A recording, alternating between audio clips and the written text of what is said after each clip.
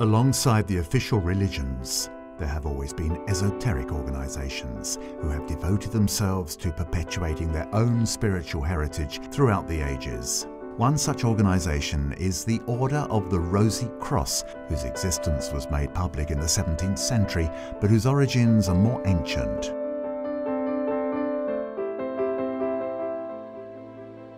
One morning in 1623, Parisians were drawn to mysterious posters that had been put up in the streets of Paris.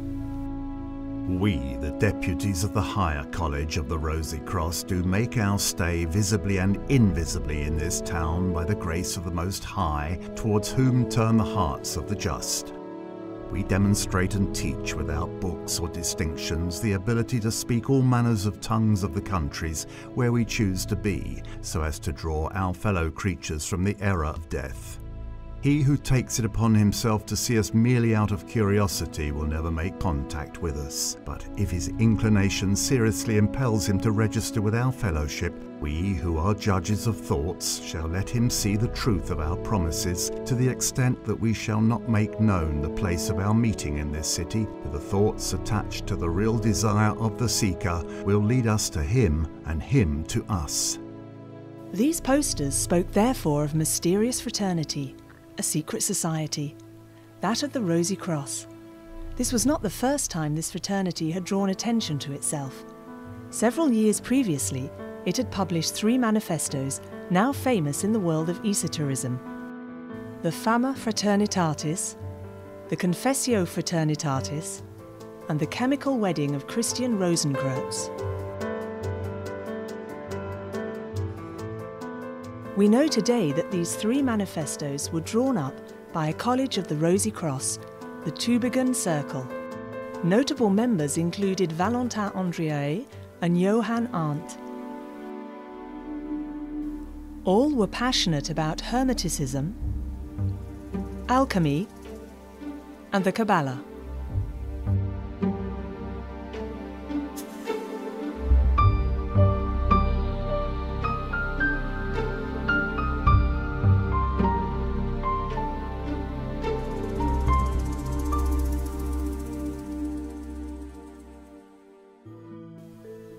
The Fama Fraternitatis, published in 1614, addressed political and religious leaders as well as scientists of the time.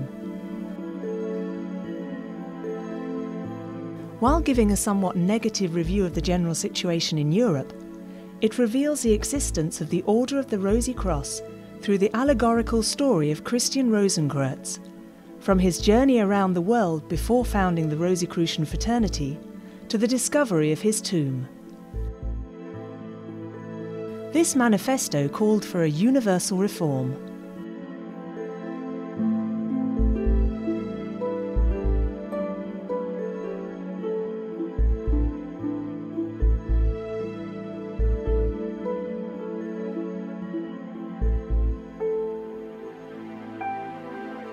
The Confessio Fraternitatis was published in 1615. This second manifesto complemented the first by, on the one hand, insisting on the necessity for a regeneration of humanity and society, and on the other hand, indicating that the Rosicrucian fraternity possessed the philosophical science that would allow this regeneration to be accomplished. It primarily addressed seekers wishing to participate in the work of the order and devote themselves to the happiness of humanity. Scholars of the time were much intrigued by the prophetic nature of the text.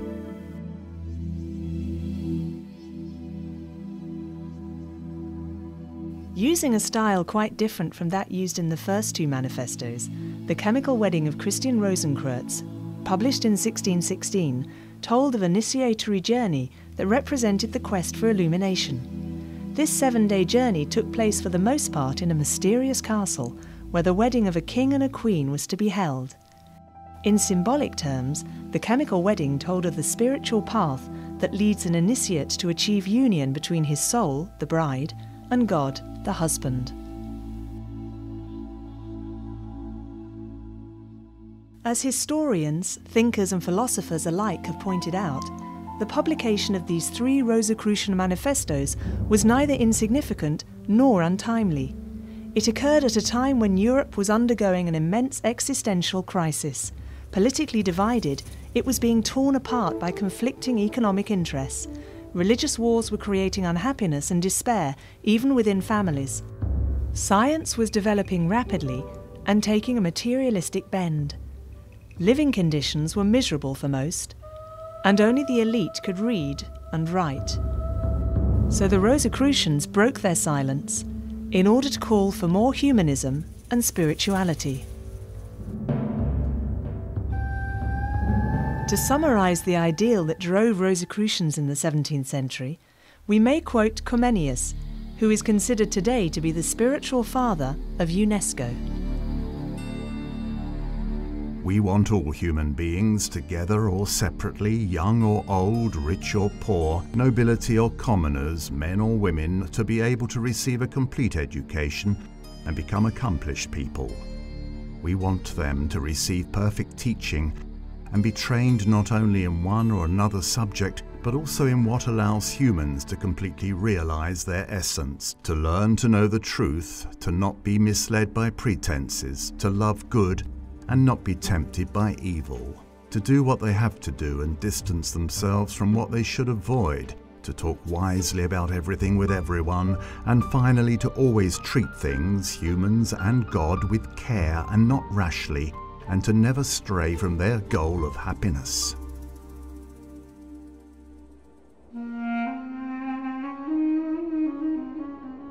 Although it is true that the historic origins of the Rosy Cross date back to the 17th century, it would appear that its traditional heritage goes back much further. Some esoteric historians date it back to ancient Egypt, to the time of Amenhotep IV, better known under the name Akhenaten, who was the first to establish monotheism in Egypt. The majority of Egyptologists agree that mystery schools existed during this era. These were schools where one studied the mysteries of the universe, of nature, and of humankind itself. Such study gave rise to Gnosis, a secret knowledge that was perpetuated over the centuries. From Egypt, ancient wisdom is said to have spread to ancient Greece via the Pythagoreans, then to ancient Rome by the Neoplatonists. The alchemists of the Middle Ages inherited it and finally passed it on to the Rosicrucians in the 17th century. Indeed, in one of his books, Michael Mayer, who was a member of the Rosicrucian fraternity at the time, wrote, "Our origins are Egyptian, Brahmanic, derived from the mysteries of Eleusis and Samothrace, the Magi of Persia, the Pythagoreans and the Arabs."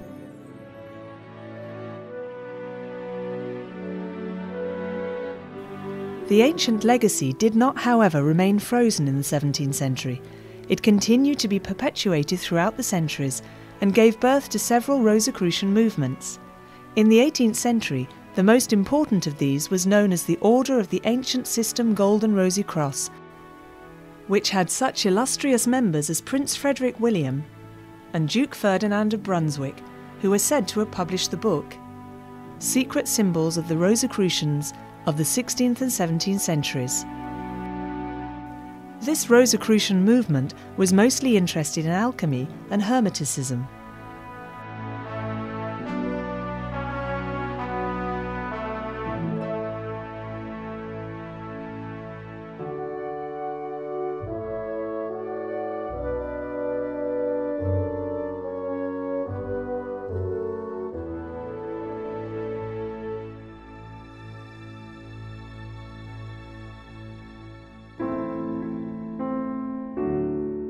In the 19th century, it was the Kabbalistic Order of the Rosy Cross, founded by Stanislas de Gaeta and Josephin Péladan, which attracted the most public attention. It was known particularly through the art exhibitions it organised in Paris. Famous symbolist painters such as Ferdinand Knopf, Émile Bernard, a friend of Toulouse-Lautrec and Gauguin, Georges Defeur, Jean Delville, Charles Féligier and Eugène Grasset presented their works at these shows. In the words of Péladan, the aim of this Rosicrucian order was to restore in all its splendour the cult of the ideal with tradition as its basis and beauty as its means, It is worth mentioning that the musician Eric Satie was a member of this order, and that he composed the Sonnerie de la Rose-Croix during this period. Since the beginning of the 20th century, the ancient mystical order Rosacruzes has been the largest of Rosicrucian movements. It is open to men and women of all nationalities, all religions, and all social classes, and is present the world over, carrying out its work in several jurisdictions divided by language and known as Grand Lodges.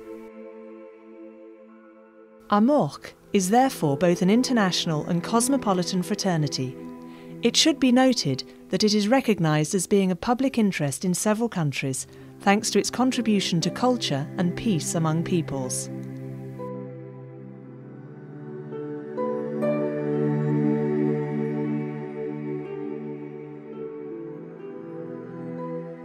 The primary purpose of AMORC is to pass on teachings that are both cultural and spiritual. This is presented in written form over 12 degrees. In conjunction with this, members may, if they wish, meet in lodges to carry out group works founded on the oral tradition of the order, as was done in centuries past. It is also in these lodges, whose decorum is usually inspired by ancient Egypt, that initiations to the different degrees may be received.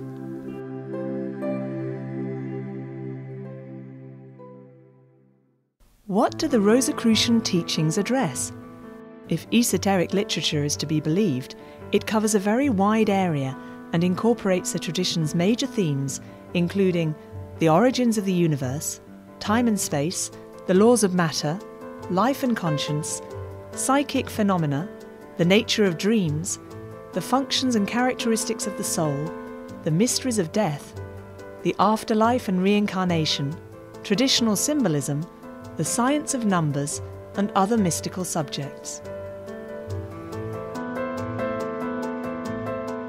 Rosicrucians are equally interested in the ontological links that exist between humans, nature, and God, which they compare to the supreme intelligence behind all of creation at the beginning.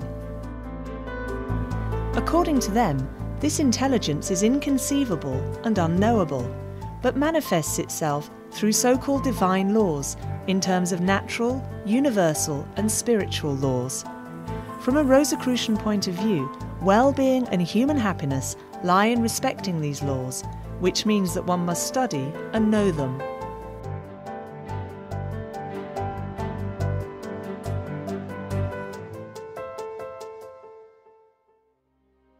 Parallel to its own teachings, the Rosicrucian order advocates a philosophy founded upon spiritual alchemy. This does not consist of transforming base metals into gold, as alchemists of old used to do, but transmuting the faults of human nature into their opposite qualities, pride into humility, selfishness into generosity, intolerance into kindness, etc. By applying this principle, Rosicrucians work towards self-improvement and strive to become better in their behaviour. Hence the traditional symbolism of the Knight of the Rosy Cross. In general, they believe that if there is evil on earth, it is because humans delight in their weaknesses and do not sufficiently aspire to good. Rosicrucian humanism consists therefore of improving the world by improving oneself.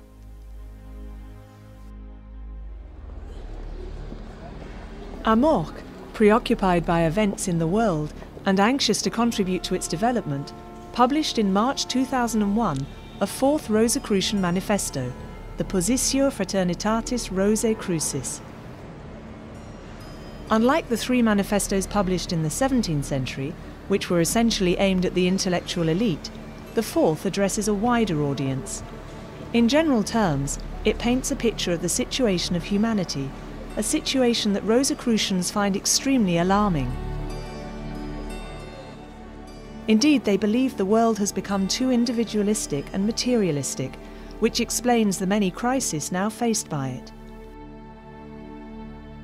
In addressing this crisis, they therefore call for greater humanism and spirituality, which in their view is the way forward to causing the earth to become a place of peace, harmony, and fraternity.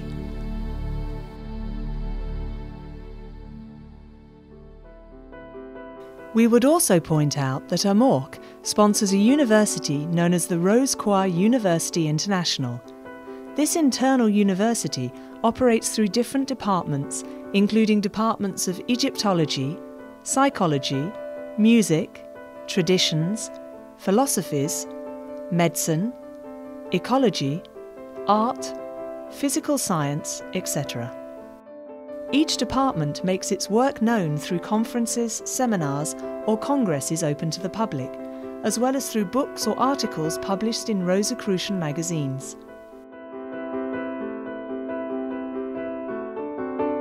The main aim of the RCUI is to promote a spiritual culture and establish a bridge between mysticism and science, in the light of the past and with the prospect of a future open to knowledge.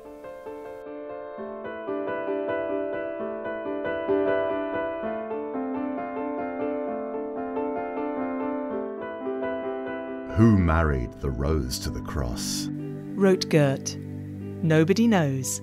Since ancient times, the cross has been used for different purposes in many cultures and traditions. The rose, however, has always been the universal symbol of beauty, purity, and love. For Rosicrucians, the two symbols combined have a very specific meaning. The cross symbolises the physical human body, and the rose in its centre, its evolving soul. The rosy cross is therefore not a religious symbol. It represents the duality of the human being and the fact that it evolves from one life to another towards perfection until it reaches the state of wisdom. According to Rosicrucian tradition, whosoever attains this state is no longer obliged to reincarnate. Once it is fully developed, the rose of its soul no longer needs the cross in order to perfect itself. From then on, it will live in full consciousness in the divine immensity. This is perhaps where the meaning of this mysterious formula lies. Ad rosam per cruciam, ad cruciam per rosam.